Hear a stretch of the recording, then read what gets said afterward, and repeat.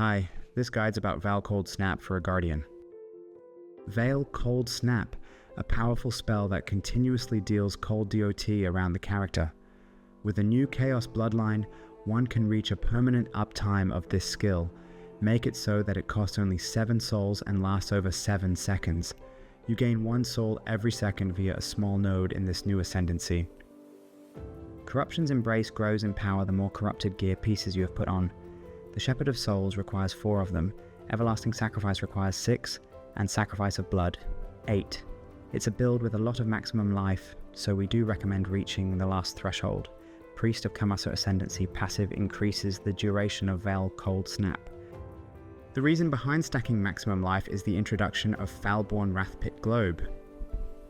VAAL Cold Snap is one of the very few spells that scales its DOT with regular spell damage, more and increased alike.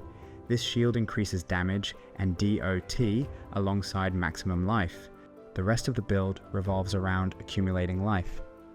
Gem level to cold spells from items such as Foulborn Tollborn is critical. We're also stacking cold resistance to have it way more than necessary. There's a cold mastery for plus 1% cold DOT multiplier for every 4% overcapped cold res. Activate VAAL Cold Snap as soon as it expires. It has the soul gain prevention time, but you can use the stored charges one by one and get all of them back by killing 1 pack of enemies. Vortex is another spell that deals considerable damage, but its main role is to boost Cold Snap via Bone Chill. From the original Ascendancy, you will only be able to select 2 Ascendancy notables. Guardian has Bastion of Hope and Time of Need. The latter is extremely good with Sacrifice of Blood to extend the life pool fast. Your durability stems from block chance, a bit of armor, life regeneration, and the vast life pool. Clear speed is that of a Righteous Fire. You may want to get some explosions on kill to boost it up. Boss damage approaches 10 million DPS, which is a normal amount of damage. The price of rare and Foulborn items is not very high, but getting most of them corrupted complicates the gearing process.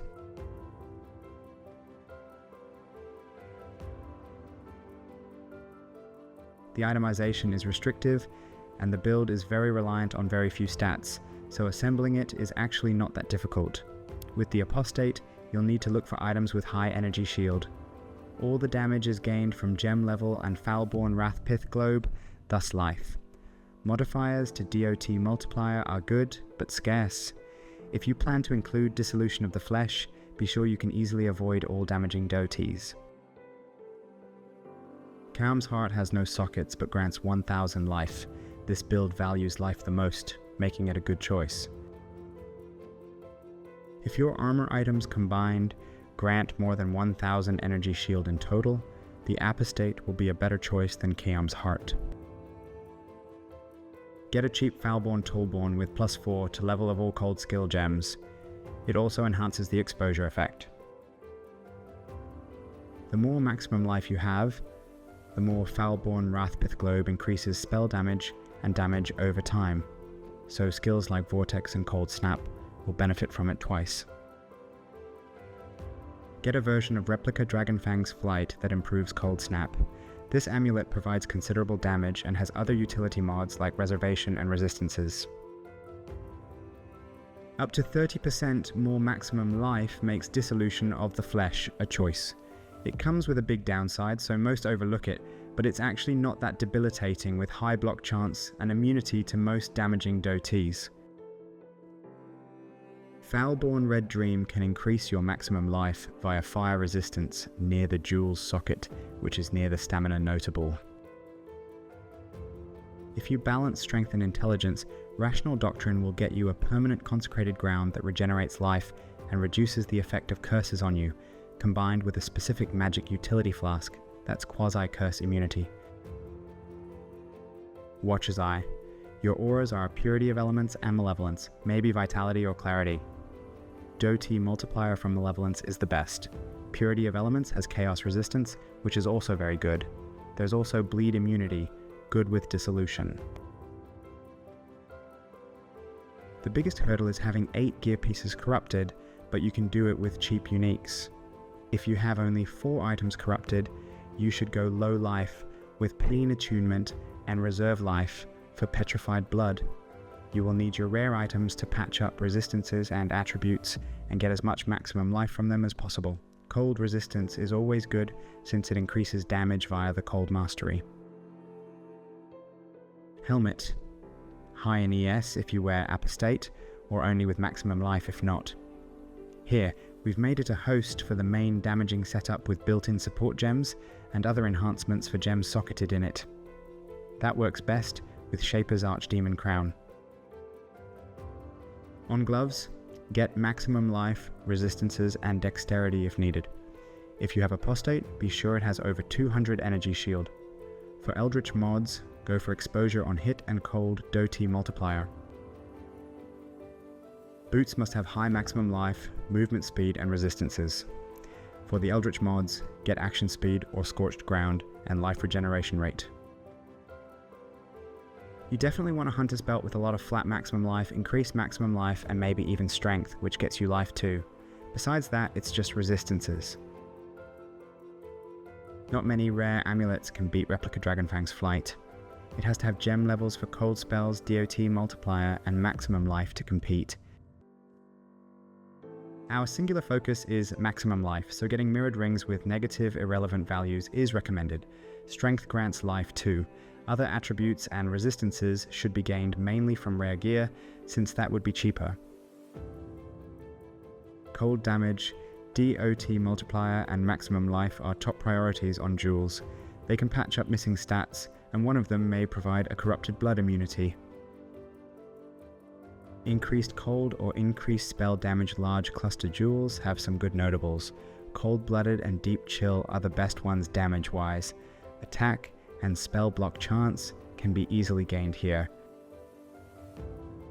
There are cold damage over time medium-sized cluster jewels that are perfectly suited for this build. If you have spare points, pick them for more damage. Oriath's End's explosions on kill are for mapping, since you can deal damage only around you. Other flask choices include Life Flask that stops bleeding, Silver Quicksilver, Sapphire, and Granite Flasks. You'll need that extra movement speed for faster clearing and cold resistance for damage. Their suffixes shall increase movement speed, reduce the effect of curses, increase armor, and regenerate life. Additional elemental resistances can be good for a bit of extra damage.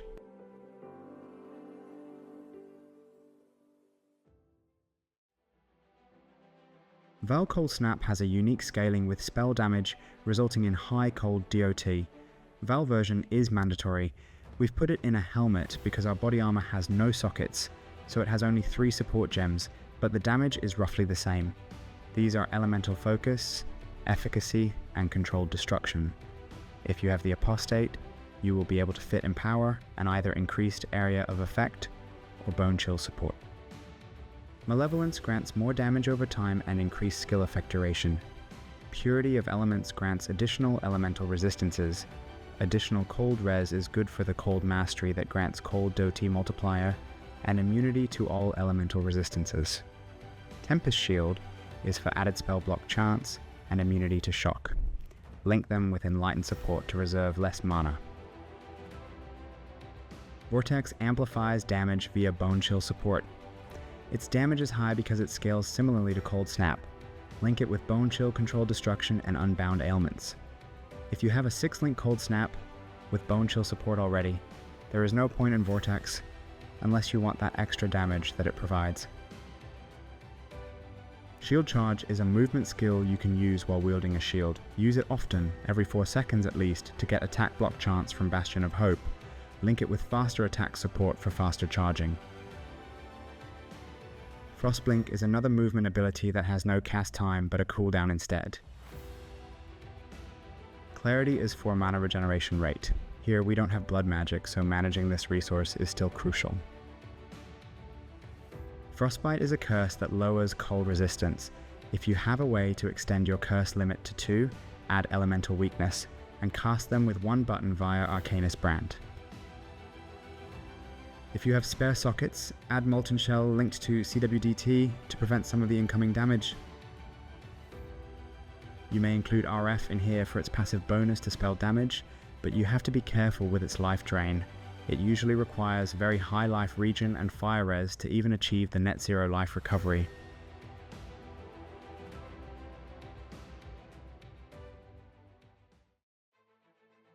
An additional passive skill point from Eramir seems like the best option for this build, but if you have a point to spare, help Oak for additional maximum life. For the Major God, we recommend Brine King to avoid being stunned, frozen, and slowed down to a halt by chill. You could also go for Arakali if you struggle with life recovery, which is often the case. For Minor God, you may want to get the Abarath if you don't like Burning Ground, Ralakesh if you don't have a life flask that stops bleeding, or Tukahama to take less physical damage while standing still. On the passive skill tree, the objective is to reach all the life nodes. That's why we stick to the outermost ring on the left side. Allocate all life masteries to get more maximum life, then get the missing block chance for spells and attacks, both, and see if the easily reachable life regeneration will be needed. You must also go get the Glacial Cage and Breath of Rime notables with their cold masteries for level to all cold skills and cold dot per overcapped cold resistance. The issue of mana reservation can be solved with sovereignty and 1 mana mastery. After all that is done, invest the remaining points into the cluster jewel setup. We haven't allocated blood magic to take advantage of the entire life pool, but you may go for it if abandoning purity of elements isn't a big deal. Going low life and allocating pain attunement makes the most sense in such a case. Thank you so much for watching. To stay updated, subscribe to the channel. See you soon with another build showcase. Bye bye.